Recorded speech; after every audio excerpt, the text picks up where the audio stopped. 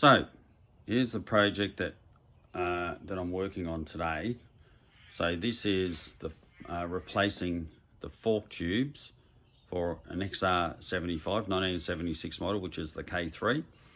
And so here's the process from here. So initially I've got the fork tubes in a box from Remax in America, and here is the fork tube that I'm looking to replace. Obviously it's got some paint, it needs some cleaning up, but these fork tubes are bent. So this was my first bike.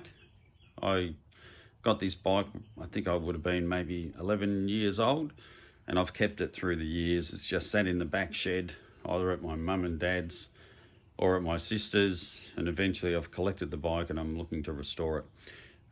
So I've done some work on it. Every bit of work is first time for me.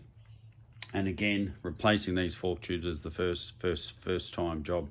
So here we go.